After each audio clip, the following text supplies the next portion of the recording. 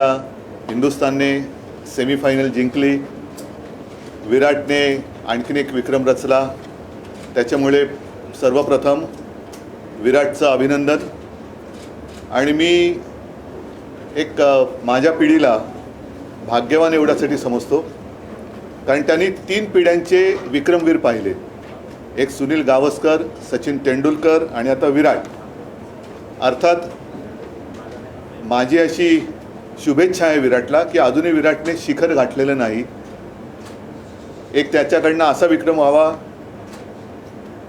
की तो पुढचे अनेक वर्ष सर्वांना एक हवासा किंवा हेवा वाटेल असा तो असावा. क्रिकेटचे दिवस आहेत, वर्ल्ड कप सुरू आहे. त्याचबरोबरीने आपल्या देशात काही राज्यांमध्ये निवडणुका सुरू आहेत. क्रिकेटमध्ये काही नियम असतात, तसेच निवडणुकीमध्ये सुद्धा आचारसंहिता असते.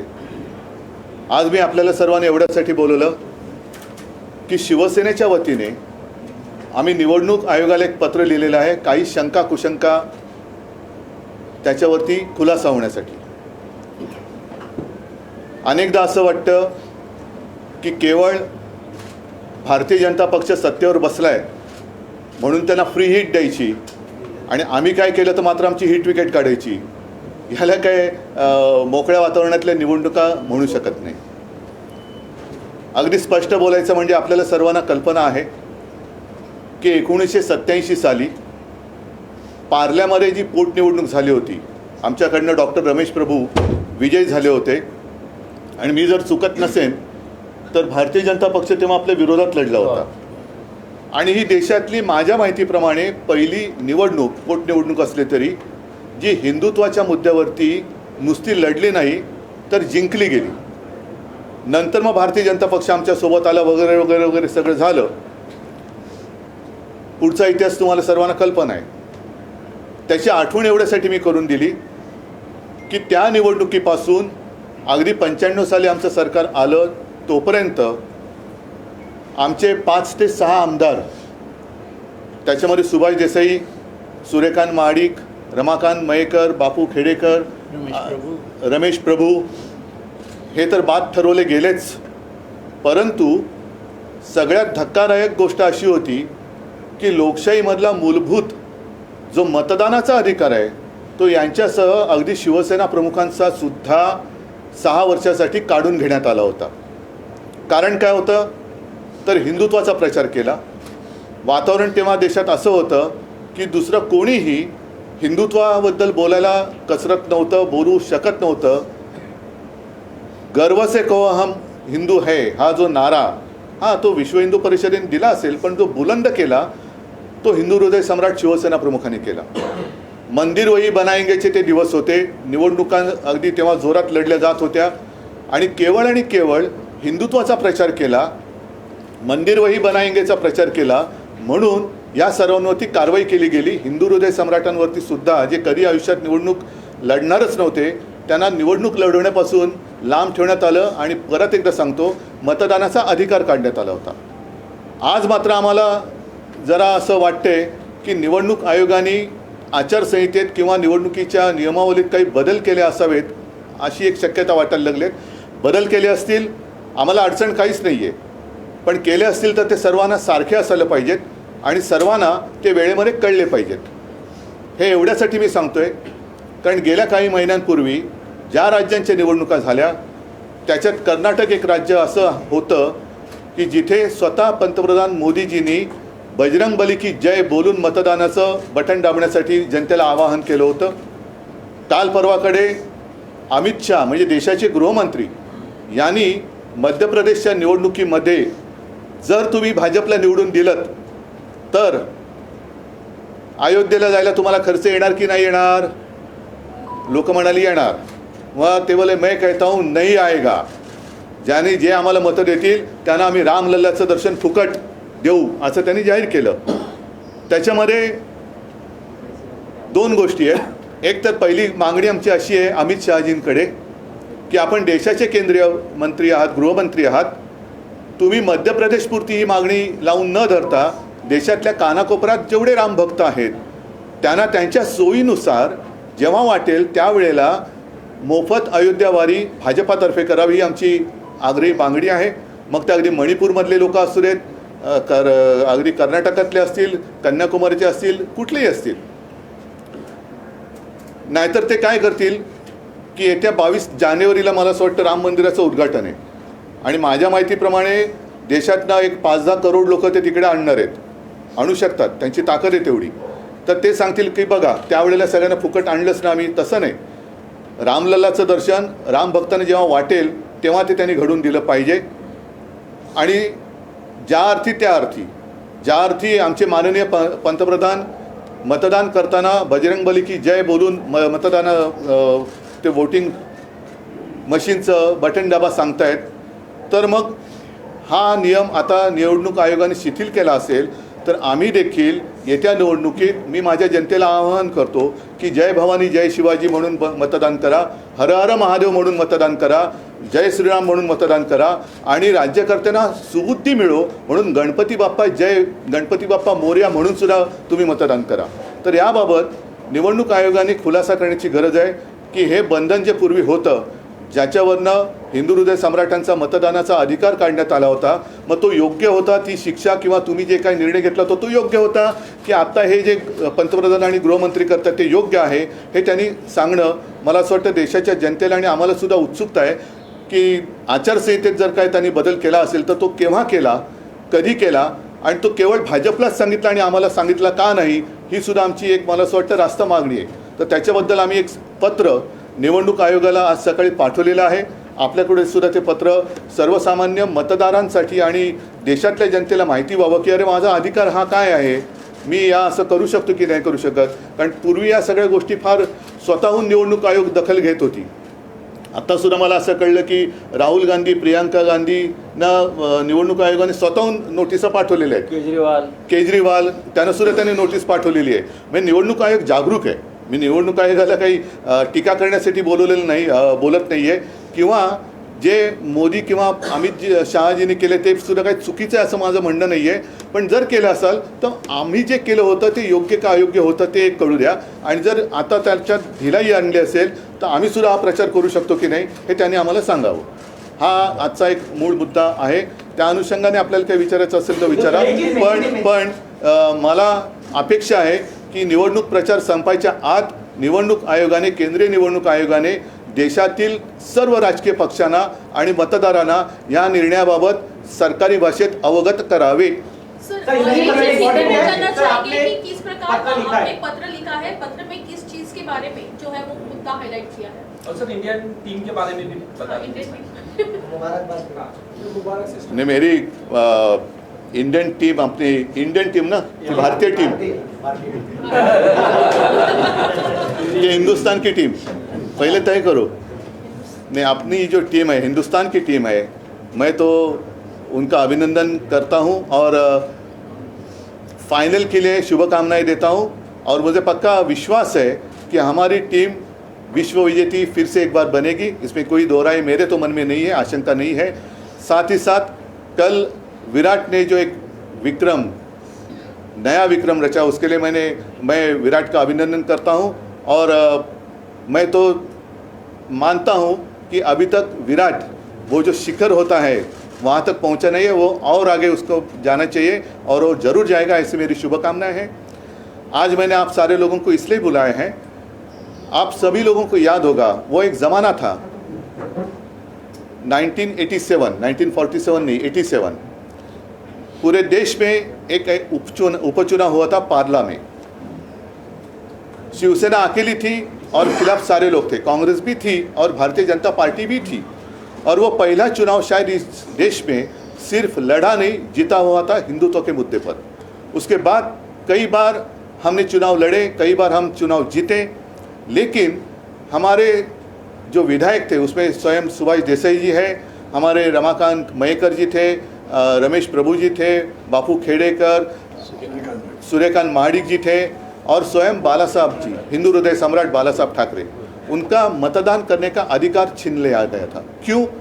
क्योंकि उन्होंने हिंदुत्व का प्रचार किया था. गर्व से कौम हिंदू है नारा जरूर किसी और ने दिया होगा, लेकिन उसको बुलंद किया था हिंदू हृदय सम्राट बाला साहब ठाकरे जी ने. उस वक्त उन्होंने प्रचार किया हिंदुत्व का, मंदिर वही बनाएंगे, तो उस प्रचार को करप्ट प्रैक्टिस एक वर्ड इस्तेमाल किया गया था। करप्ट का मतलब क्या होता है आप सब लोग जानते हैं। करप्ट प्रैक्टिस कहकर सारे लोगों को सज़ा दी गई थी।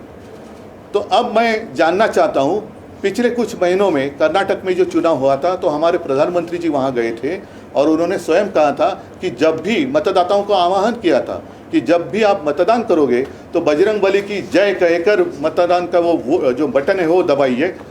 कल परसों हमारे केंद्र के गृह मंत्री अमित शाह जी मध्य प्रदेश गए थे। उन्होंने सारे लोगों को कहा कि आप अयोध्या जाएंगे तो खर्चा आएगा कि नहीं आएगा, तो लोगों ने कहा आएगा। तो बोलते मैं कहता हूँ नहीं आएगा।